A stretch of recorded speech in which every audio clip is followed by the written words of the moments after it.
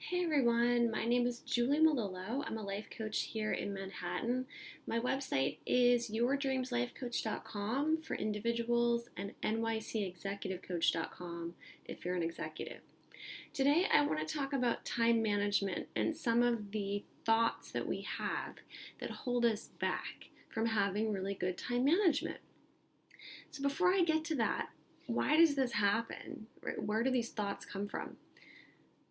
In my opinion, what happens is that when we're kids, it's both our teachers and our families that give us a lot of thoughts about time management that can be useful as a kid, but the problem is that it doesn't prepare us for being a strong adult later in life who's very much in charge of their time and is doing what's efficient and makes sense.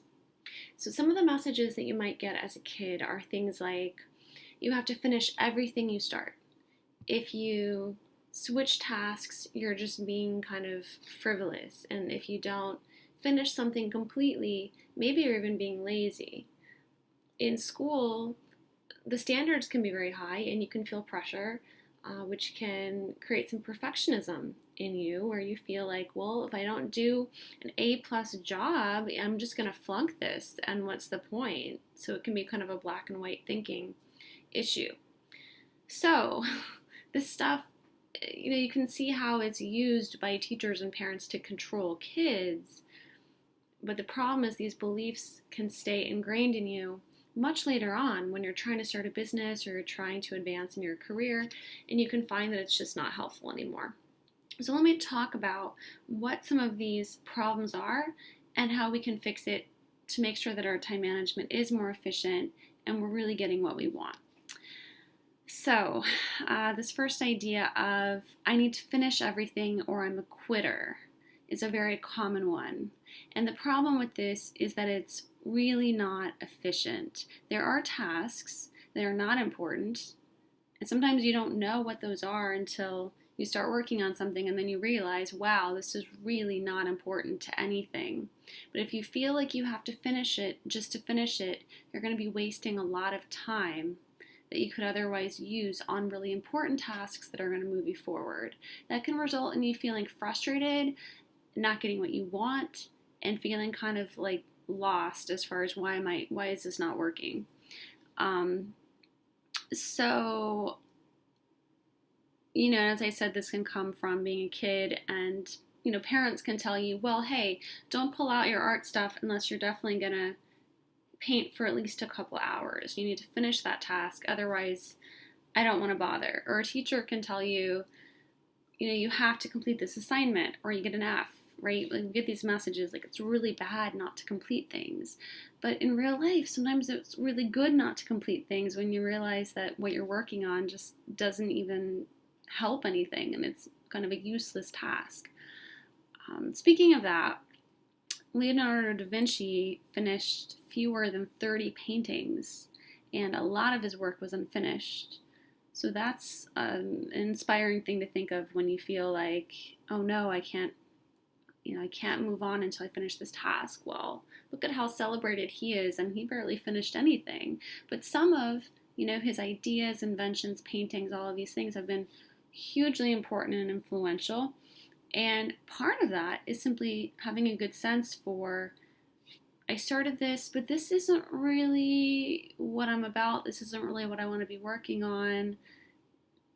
Maybe this little paragraph was interesting, but it's nothing that I want to write into a novel. I want to just keep this as a paragraph, and that's fine. So being able to let things go when you realize that they're not the priority is very important. It's also important to get something done, even if it's not completely perfect. And this is something else that we learn in school, that it has to be A+, it has to be perfect, or else don't even bother. I'll be offended if you turn that in and it's not perfect. And the fact is, taking a stab at something is really important, because taking a stab at it is your first step towards it later becoming perfect. And things don't get perfect right away. They usually go through lots and lots of revisions and cycles of editing, and lots of stages happen. So your first stage needs to be just getting something down. It doesn't need to be perfect. It's always better to have something than to have nothing. So if you're a writer, or you're an artist, or even if you're an entrepreneur, just go ahead and start it. Just do it. And later on, you can edit it and you can tweak it and you can improve it. Just get something down, even if it's not perfect. Now, that's not to say that you want to quit things for no reason either. Things that you're letting go of should be because you've realized this isn't efficient, it's not essential, there's a faster way to do it. Your goal should not be to just scrap things left and right, because the problem is some of those tasks might be really important to getting where you need to go. So to figure this out, you have to kind of step back and ask yourself, where is it you're trying to go? What are you trying to create? And when you get clear on that, it's going to be much more apparent to you what's important and what's not important. When you have a clear idea of your vision and where you're trying to go. Otherwise, you can do tasks just to feel like you're a good person who completed the task. And the problem with that is you're stealing that success from yourself because you're not tuned into what's important and what's not. Now, in the workplace, it gets a little tricky because not all of your tasks are going to be important to you as an individual if you have a traditional 9-to-5 job. But those tasks are important to someone, or they wouldn't be on your task list. So that can be something to realize that it's important to you because this provides your paycheck, which you need to pay your rent and to continue to expand your career. That can be the reason motivating that task. Though it is something to think about, if there are tasks that you feel like aren't important to anyone and you just can't think at all, how does this help anyone? No one even looks at this report.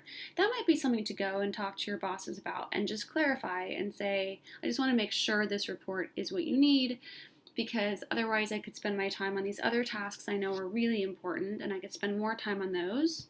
And clarify. And don't assume though, because you might not see the connection, you might not know why it's important, or you might not know what your boss does with those reports, but sometimes they are really important reports and you don't even know that they end up what they end up doing with them. But it doesn't hurt to ask, and if you do find something that's inefficient and you bring it up in a tactful, professional way, that can be a good thing for your career too. If you're cutting the slack and helping things to be more efficient, that's usually appreciated. But if you're at a company that just likes to do things the same way, that might not be as appreciated. So that's something to think about. This is also a concept to think about in terms of your relationships, as far as just finishing something for the sake of finishing it versus it really making sense to do. Sometimes when we invest a lot in a relationship, we don't want to let go of it, even though we realize, wow, this is really not working. And this is one reason that people can even get involved in unhealthy relationships, simply because so much has been invested and it can be difficult to kind of step back and see, does this make sense? Is it working? And there can be that feeling of, oh no, I don't want to be a quitter. I don't want to give up on something. But again, it's really smart to give up on some things, especially things that are not working and things that are not right for you. So give yourself that permission to be a little bit more flexible and free and to let go of tasks and know, hey, you're being like Leonardo da Vinci. You're not being like a lazy slacker. So long as you've thought about it and you're doing what actually makes sense to do, sometimes it makes a lot more sense to do that. But that's another thought that can get in your way. If you think, oh no, this is going to look lazy, or this is going to look like I didn't finish something, I'm going to look like a bad person, those kind of thoughts can really trip you up and turn you into a perfectionist who's staying up all night working on some report that isn't really needed and isn't important, and it's not important, but you still have that need to feel like you're being a good person. That can really trip you up. So start to be aware of that if that's something that is happening for you. So asking yourself, why am I doing this? What is the purpose of it? What goals is this helping me to achieve? Is a really good question to ask to help you determine, is this task important or not? And if it's not important, consider scrapping it. Now, there are a certain amount of tasks we have to do every day that are simply not important, but they are essential. There are things like, standing in line to get a prescription. It's not really important to stand in line, but you need that prescription. Or maybe you have to go to the DMV, or you have to, do any one of these tasks that we know it's really not that important, but it's essential because otherwise you won't be able to drive your car, or you won't be healthy, or something like that. So when you have to do tasks like this, something that you can do is to look for ways to do something else at the same time that is important, because that will help you to feel like it's not totally wasted time. So for example, if you know that every time you go to the pharmacy, it's a long line, it's like a half-hour wait, there's always all this confusion about the prescriptions, instead of just standing there angry, bring a book, bring a magazine, bring articles that you've been meaning to read that have really important information for starting or expanding your business, or maybe there's information about events going on so that you can meet some new people, or maybe meet the right person, or even just do some Googling on your smartphone about some topics that you want to learn about that you know are important, and topics that are important to getting what you really want in your life. So if you can do that stuff at the same time, or if you're on hold, which is so annoying to be on hold, look for something you can do at the same time, just while you have that call with that awful music playing. Maybe there's some work you can do on your computer that is something that, it's okay if you're interrupted, but it's still important work. So look for ways to kind of bundle those tasks together so that at the end of that, you can say, well, I had to waste half an hour waiting in line, but at least I got some reading done. And that reading, I learned something really important. So tomorrow I can go and make a phone call, which is going to move me forward, versus, I just wasted the time and nothing came of it. Because we all have tasks like that in our days. So it's really just about having good judgment about the time that you're spending. And we're often not really held accountable for having good judgment about how we spend our time. And the problem with that is it only hurts ourselves, because we don't get what we want when we're not having good judgment about, does this matter, does that matter? So when you get really clear on what matters to you in the vision for your life, what you want to be spending your time on, what's essential to you, then you can step back and say what matters, what doesn't. And then you can look for solutions. You can ask, okay, what's not working? What's the problem? Where's my time going that I don't want it to go? And if you realize that you're spending like 20 hours a week cleaning your apartment, and that's just wasted time because you really want to be focused on expanding your career and expanding your business, or whatever those goals are, that's a time to step back and say, how can I solve this problem? How can I spend less time cleaning? Who can I ask to help me? Who can I hire for a reasonable price? There will always be solutions if you look for that. And maybe you can even do a swap. And, like if you're starting a marketing company, maybe you can ask a cleaning company to clean for you for free. And in return, you'll give them a lot of hours of free marketing, and you'll help them boost traffic to their website or something like that. Something like that can work really well. But you're not going to get to that answer if you don't start with the question of what's not working, what's the problem, because that will give you the information that you need. Just asking what's the problem is a great question that you might want to ask yourself right now. Like, what do you think the problem is with your time management? What are the things that you value that you want to spend more time on, and where is that time really going?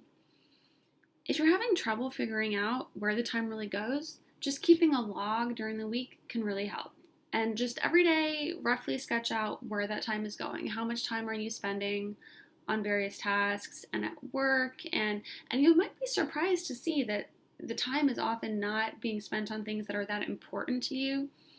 So you might spend a lot of time like watching TV or being on Facebook, or maybe you're organizing your stock drawer or something, things that maybe just aren't that important to your happiness and where you want to go, but they're just things that you're, used to doing. So you do them and you just don't give any thought to it. So giving some thought to it and how can I make this more efficient will mean that you're enjoying the time you're spending. You're also getting important things done that will move you forward.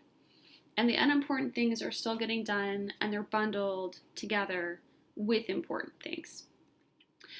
So all that's a lot easier to do if you let go of these thoughts that you have to be a perfectionist because your work is either going to be horrible or perfect, that you have to finish every single task to completion, even if it's not an important task. And to give yourself that freedom to step back and say, what's important here? What's not important? What's the problem and how can I solve it? That will be really important to your time management. Because the fact is, we all have the same amount of time every day. And we all have constraints and limits on our time. Everyone does. But this is really what separates people that are able to achieve their goals from those that don't, is looking at, what do I have control over? What can I change? What solutions can I find? Even if they're not obvious, even if it's a really tough solution to find, look for that solution. So even if you don't have any time, is how you feel, look at maybe your lunch break. Like if you feel like you're stuck in a job and you just don't have time to job search, and so you just have to stay in this job, maybe you have 20 minutes on your lunch break that you can take out your phone, go outside in the parking lot or something and go on monster.com and Google jobs. And then when you find a good match, you can spend 15 minutes that evening working on your application. Do that for a few weeks. The next thing you know, you can have a new job. But to do that, you have to ask yourself, what's really important to me right now? Okay, finding a job is really important. What's my constraint? I don't have any time. Well, how can I make use of the time I have? Well, this is how I can do it. I can just spend, a few minutes a day on this. And so if you're looking for things that will powerfully drive action, that will get you where you're going. Versus you could spend 40 hours a week Googling the history of resumes in modern society, and it's not going to get you anywhere. It might be really interesting. Wow, I learned a lot about resumes, but it's not going to get you to your goal. And that's the kind of task I'm talking about when people do things that just make them feel like they're doing something versus something that actually helps you solve a problem. So I know I brought up a lot of stuff with time management there, but that's just something that I've been noticing lately with my clients is the perfectionism and the black and white thinking and the feeling that you have to do things the same way you did when you were a first grader in school because you have to make sure your homework's perfect and have it turned in, and you have to make sure it's finished.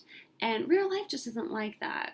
If you start an art project and you realize, I just don't like how this is coming together, you can scrap it and start a new one, and there's no harm in that. If you start a business and you say, wow, this thing is a mess, and I think it's going to take me more time to even, fix this than to just scrap this and start something that I know will work and learn from my mistakes. And, you can be responsible about the way you do things. You don't have to just leave messes for other people to clean up. You can clean up your own messes, but you can also make conscious adult decisions that this doesn't work. I'm not going to do it.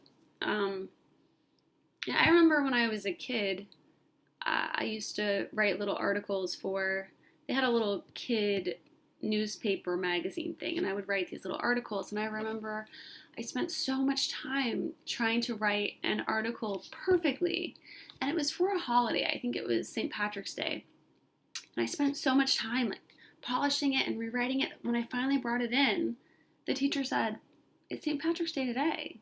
It's too late. Even if your article is perfect, you missed the deadline, so we can't use this in the paper. And it just kind of hit me, wait, it doesn't matter how perfect it is. If you miss that timing, it doesn't matter. And it would have been better to have an article that maybe wasn't as perfect, but people still could have read it. Or it could have been, edited at the last minute and it would have at least been in the newspaper versus not. So you do miss opportunities also by trying to make things perfect. It's something else I see with my clients when they're looking to start something. Often they'll say, well, I'm going to wait until it's perfect. And whether it's, a blog or a business idea, there's that tendency to kind of wait. I'm going to spend a year on this and make sure it's flawless before I unveil it. And in the meantime, that's like a year's worth of blog traffic you could already have going to your blog that might have a few typos and might not be perfect yet, but you at least have a readership a year later, when otherwise a year later you have, maybe a perfect blog that now you have to spend another year marketing it when you could have already had that marketing done. So I know I gave you a lot to think about, but it's important, because if you are not spending your time on things that are important to you, you're simply just not going to get what you want out of life, and you're going to spend your time on things that don't really matter to you. So give it some thought, think about what's working for you, what's not. If you have things that are sucking up a lot of time that you're not happy about, look for ways to problem solve and find other ways to get that stuff done that you have to get done in either a faster time, or to work with other people or find solutions to get that done in a different way. And also get really clear on what you do want, because it's exciting. And when you know what you want, even if you don't have a lot of time, you can really focus in and get things done pretty quickly. And the next thing you know, they snowball and they start moving towards what you want, and you start to pick up some speed. So I hope that was helpful and interesting. Again, my name is Julie Melillo. I'm a life coach here in Manhattan, and my websites are yourdreamslifecoach.com for individuals and nycexecutivecoach.com for executives. I do in-person coaching in the city, 59th Street and below, and I do phone coaching nationwide, and I do Skype worldwide. So if you're interested, check out my websites and email me for rates. And have a great day. Thanks for watching.